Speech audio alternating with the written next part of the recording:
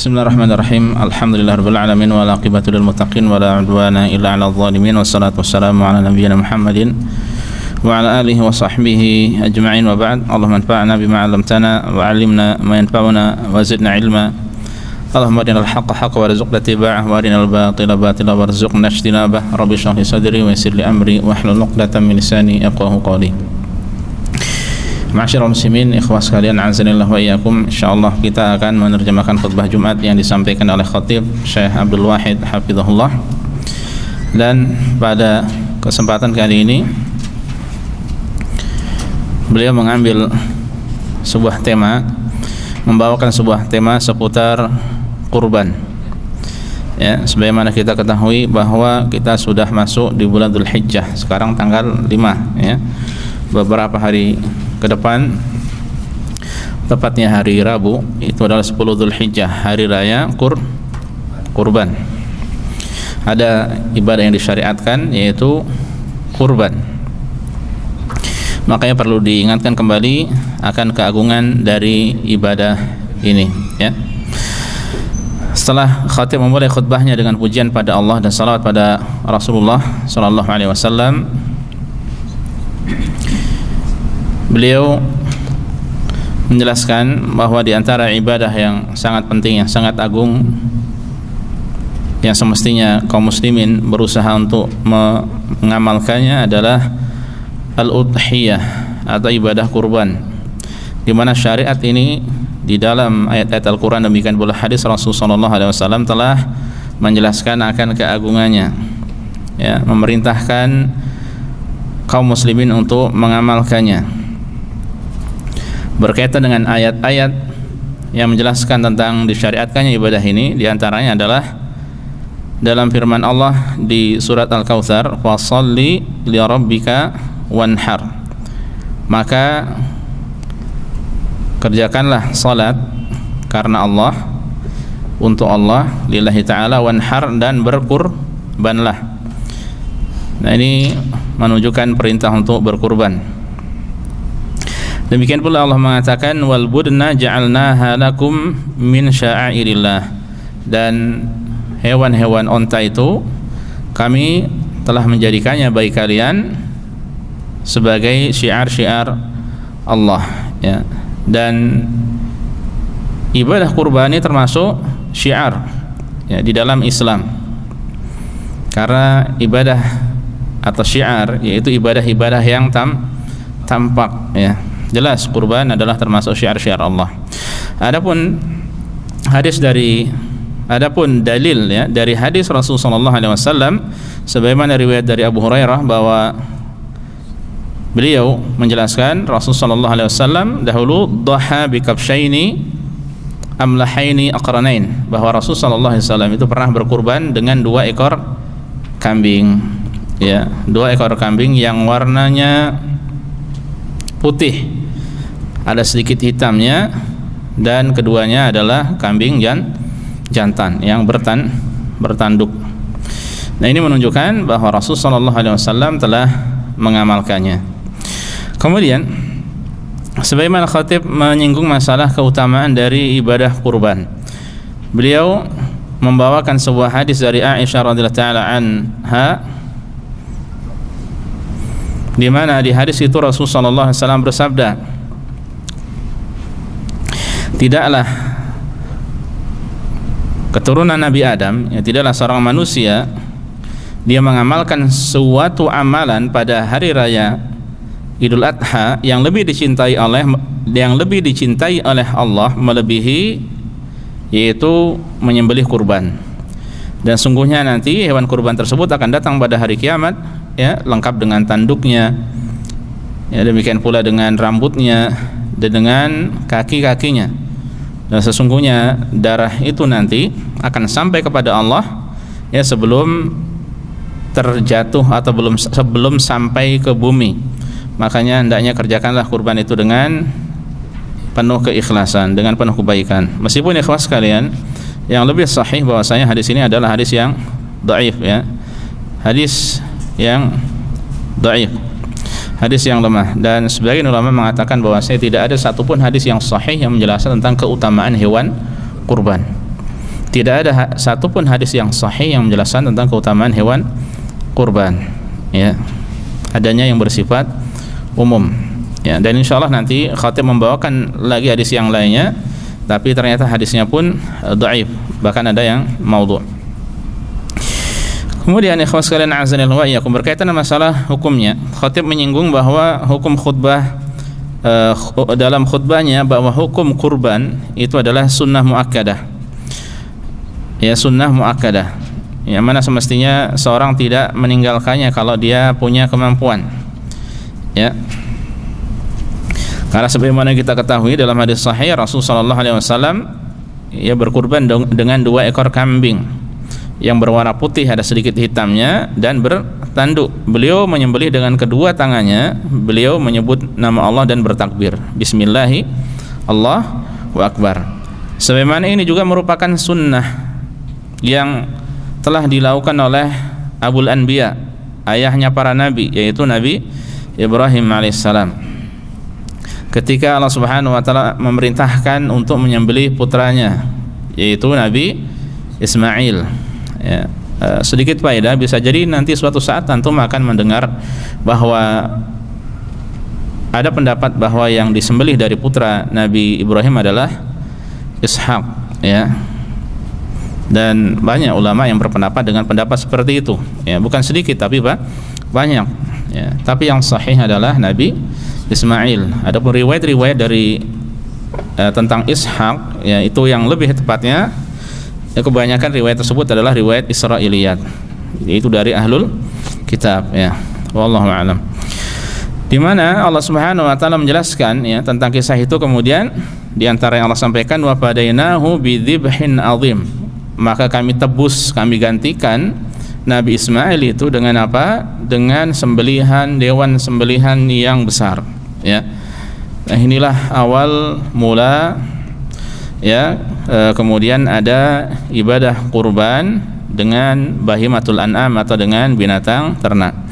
Makanya setelah itu menjadi tuntunan ataupun petunjuk yang disyariatkan, termasuk sunnah atau tuntunan Nabi, tuntunan Rasul yang disyariatkan di dalam Islam, yang semestinya kaum muslimin berusaha untuk menjaganya, karena ini termasuk dari amalan yang paling utama yang dilakukan pada hari raya. Bahkan hari raya ini disandarkan padanya hari raya kurban, Idul Adha, ya.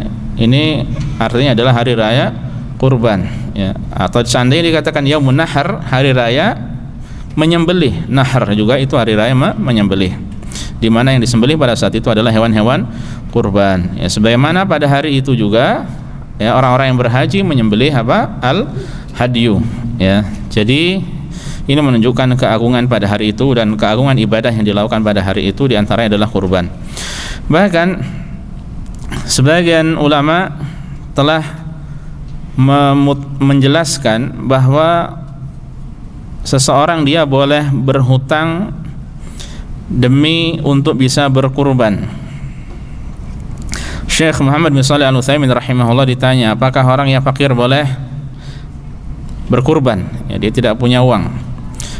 Ya, apakah dia boleh berkurban? Nah, beliau menjawab, seandainya dia yakin, ya, seandainya dia bisa melunasinya, yakin bisa melunasinya, maka sepatutnya, ya, dia berhutang, ya, untuk melaksanakan syiar Islam ini, ya. Tapi seandainya dia tidak mampu untuk melunasinya, maka tidak sepatutnya dia berhutang, ya. Jadi bisa jadi seseorang dia pada 1, 2 atau 3 bulan ini dia tidak megang uang, tapi di bulan-bulan yang lainnya atau bulan-bulan selanjutnya dia ada jaminan, ya, bahwasanya dia akan megang uang, ya, maka dia boleh berhutang. Yang kemudian nanti dia kalau sudah memegang uang, sudah memiliki uang, segera dilunasi hutang tersebut, ya, berhutang untuk beribadah pada Allah Subhanahu wa taala.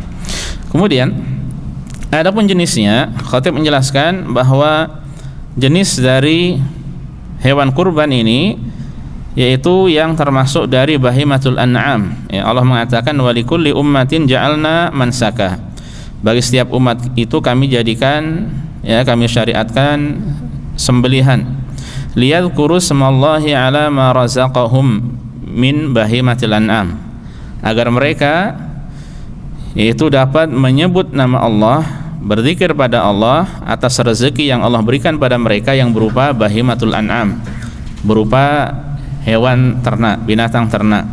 Dan binatang ternak ini hanya mencakup 3, ya, yaitu unta, sapi, dan kambing. Tidak ada yang keempat, ya. Jadi tidak boleh dengan ayam, dengan burung, atau dengan perasaan, ya, tidak boleh. Ya, korban perasaan tak ada. Apa maksudnya korban perasaan, ya? Yang kemudian masing-masing dari hewan ini itu terbagi menjadi 2. Unta, ada unta Arab dan ada unta Ajam. Unta Arab yang punuknya 1, Ajam yang punuknya 2, entah dari Turki atau negara-negara yang lainnya. Kemudian sapi juga ada 2 jenis. Entah itu sapi yang kita kenal dengan sebutan sapi itu sendiri, warnanya umumnya adalah putih, atau yang kedua adalah kerbau. Kerbau juga termasuk dari jenis sapi. Jadi boleh berkurban dengan kerbau, ya. Kemudian untuk kambing juga terbagi menjadi 2. Ada kambing besar yang bisa disebut dengan domba, dan yang kedua ada kambing kacang, ya, atau kambing yang ukurannya lebih kecil. Nah, ini yang disyariatkan untuk dijadikan sebagai hewan kurban. Kemudian khatib menyinggung juga permasalahan seputar syarat hewan kurban. Ya, di antara syarat hewan kurban bahwa hewan kurban tersebut harus selamat dari cacat, dari aib, dari kekurangan. Ya, Rasul menjelaskan arba'atun la tujzi fil adhahi. Ada 4 cacat yang tidak sah ada pada hewan kurban, tidak boleh pada hewan kurban. Al-awra al-bayyinu awaruha, yang jelas, ya, salah satu dari matanya buta, ya, dan itu sangat jelas. Kemudian al-maridatul bayyinu maraduha, yang sakit, yang jelas sakitnya. Yang kedua wal arja al-bayyinu dhal'uha atau dila'uha, yaitu yang pincang, yang jelas pincangnya. Yang terakhir wal ajfa allati la tunqi, dalam sebuah riwayat al-qasirah, ya, yaitu hewan yang sangat kurus, yang sampai kurusnya, ya, seakan-akan tulangnya itu tidak ada sumsumnya, ya. Karena kurus, kelihatan dan tampak kurus, maka ini juga tidak diperbolehkan. Nah, apa yang lebih parah lagi dari ini, maka min babi aula, lebih utama untuk tidak diperbolehkan. Dua-duanya buta, pincang 2, 3 atau 4, ya. Kemudian apalagi sangat-sangat kurus, sangat-sangat kering kerontang, ya, maka ini lebih tidak diperbolehkan lagi. Yang kedua bahwa di antara syarat hewan tersebut, ya, kalau untuk kambing, kita mulai dari kambing. Ketika kambing itu adalah kambing kacang, kambing domba, maka itu minimal yang telah sempurna 6 bulan, tidak boleh kurang dari itu. Minimalnya 6 bulan. Untuk kambing yang domba yang besar. Adapun yang kambing kacang itu minimal 1 tahun, tidak boleh kurang. Untuk sapi minimal 2 tahun, tidak boleh kurang. Adapun unta ini minimal berusia 5 tahun, ya. Kesemuanya ini tidak boleh kurang dari usia tersebut.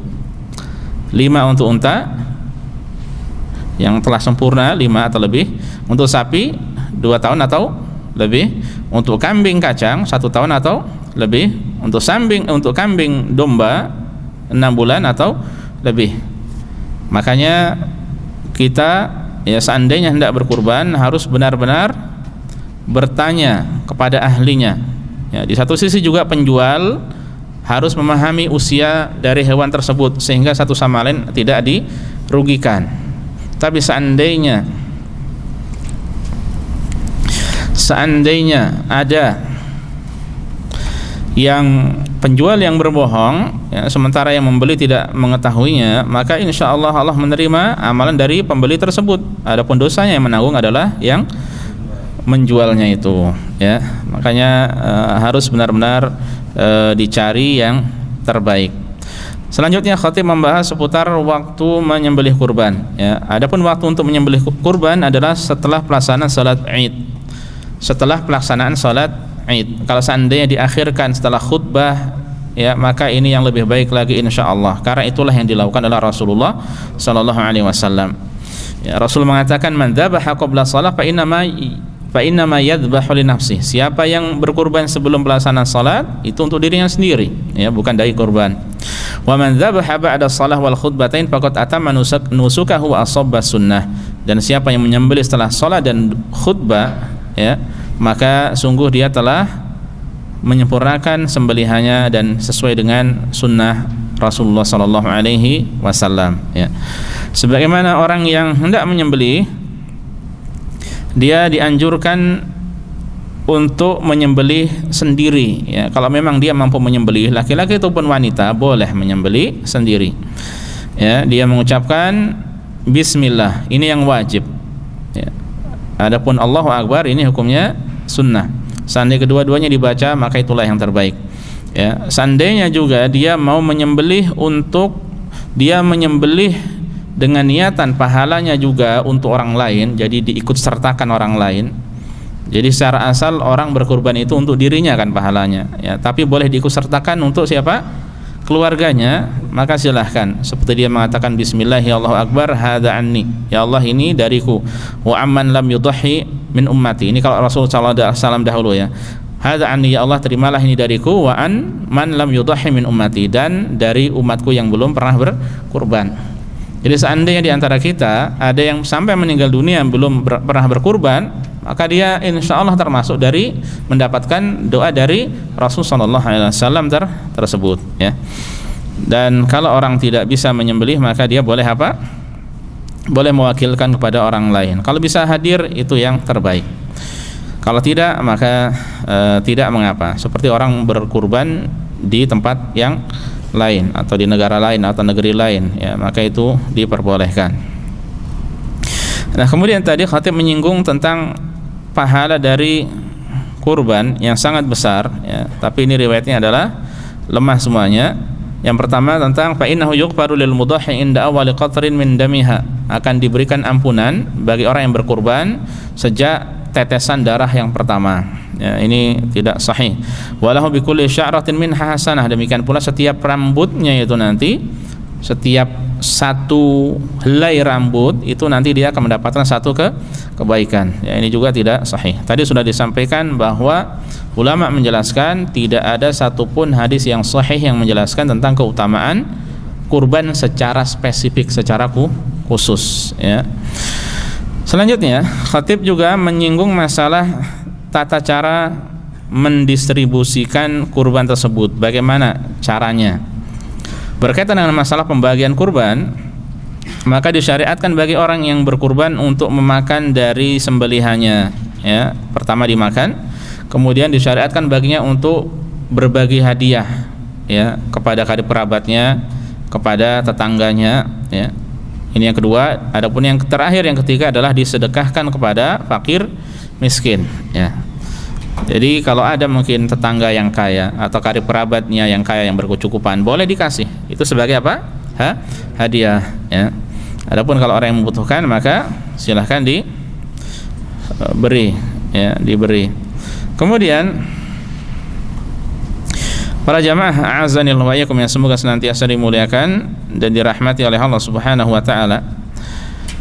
Allah Subhanahu wa taala berfirman, "Fakulu minha", maka makanlah darinya, wa at'imul ba'isal faqir, dan berilah makan atau berikan kurban tersebut kepada al-ba'is al-faqir, orang yang malang, orang yang kesulitan dan fakir, ya.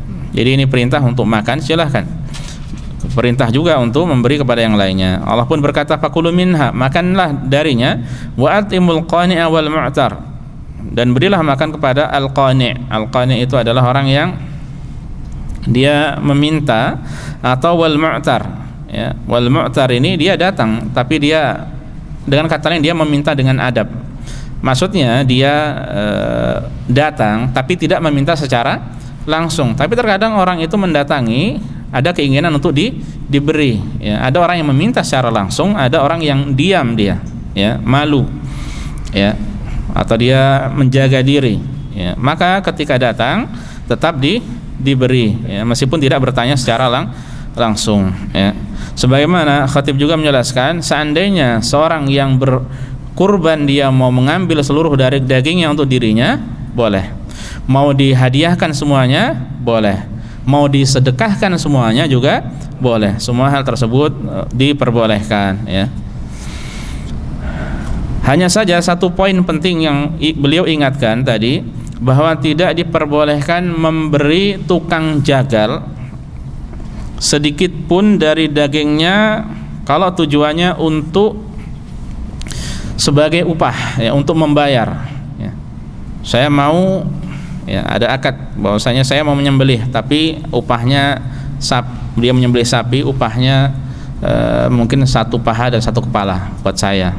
Ini tidak diperbolehkan, ya. Meskipun itu apa? Meskipun itu kulitnya atau mungkin jeroannya sebagai upahnya, tidak diperbolehkan. Lalu bagaimana solusinya? Ya, upahnya adalah diambil sendiri dari kantong orang yang berkurban. Makanya kalau antum jadi panitia kurban, ya, jangan menerima hewan kurban tersebut mentahan hanya hewannya saja. Ketika kita menerima perlu dilihat apakah menerimanya. Terkadang ada yang mungkin 10 hari, 15 hari, ada yang mungkin ya bisa jadi sebulan atau bagaimana. Ini untuk butuh perawatan, ya tidak? Butuh biaya perawatan, butuh apalagi untuk makannya butuh, untuk minumnya butuh, ya. Karena hewan kurban itu, kalau ulama dahulu, ulama salaf atau generasi salafus saleh dahulu, ya, mereka sebelum dikurbankan mereka kasih makan yang enak, digemukkan, ya. Kalau selama dalam rentak waktu anggap saja 10 hari atau 15 hari tidak ada pulus sama sekali, lalu bagaimana dia mengurusi? Ini yang pertama. Yang kedua juga minta biaya lebih untuk tukang jagalnya, tukang potongnya, ya, yang menyembelihnya. Kalau niatnya untuk itu tidak diperbolehkan. Tapi kalau tukang potongnya, tukang jagalnya itu adalah orang yang fakir miskin, ya, termasuk dia berhak untuk mendapatkannya, atau dalam rangka hadiah, ya, dia orang berada ini sebagai hadiah untuknya, bukan sebagai imbalan atas jasa potongnya, maka boleh. Bedakan antara keduanya. Niat bisa membedakan antara satu dengan yang lainnya, ya tidak? Makanya hati-hati. Ada jual beli, ada riba. Bedanya kan tipis, ya. Ada jual beli dihalalkan, ya, riba diharamkan. Ya, makanya hati-hati dalam masalah niat itu pun penting, ya. Dan khatib menasihati di akhir khutbahnya bahwa hendaknya kita kaum muslimin, ya, bersungguh-sungguh dan benar memperhatikan syiar Islam ini, ya, dikenalkan anak-anak kita, keluarga kita dengan syiar Islam ini, yaitu kurban, ibadah kurban, ya. Kemudian sebagaimana beliau tadi menjelaskan, pernah ada seorang dai yang dia mengunjungi negeri Islam, ya, suatu negeri Islam, kampung yang terkenal sebagai kampung Islam, ya, tapi anehnya banyak sekali dari syiar-syiar Islam itu yang hilang di sana. Bahkan disampaikan tidak tersisa kecuali kurban, ya, kecuali kurban, ya. Kemudian karena sebab ini, ya, kemudian tentu saja semuanya bifadlillah, ya, kemudian ada dakwah dan sebagainya, dia mengajarkan ke sana tentang Islam, akhirnya syariat Islam kembali lagi di sana. Nah, coba sisi positifnya di sini, mereka tidak melupakan apa? Kurban, tapi syariat Islam yang lainnya hilang, ya. Syariat yang lainnya hilang, ya. Yang kemudian, ya, bifadlillah, karena karunia Allah, kemudian karena usaha dari seorang dai tersebut, kemudian Islam kembali tampak di tengah-tengah mereka, ya. Ini ikhwas sekalian, azanillahu wa iyyakum, yang disampaikan oleh khatib, sebagaimana beliau menyinggung juga yang sangat mengherankan ketika ada orang berada, dia memiliki kelebihan, ya, untuk urusan dunia dia segera, ya, tapi untuk urusan kurban dia tidak mau berusaha, ya. Ini yang sangat disayangkan, ya. Makanya jangan sampai dia meninggalkan kalau dia mampu, meskipun secara asal hukumnya adalah apa? Sunnah muakkadah. Ini yang disampaikan adalah khatib kurang lebih pada kesempatan kali ini, semoga bermanfaat bagi kita semuanya. Wallahu taala a'lam wa sallallahu ala nabiyyina Muhammad wa sallama tasliman katsira.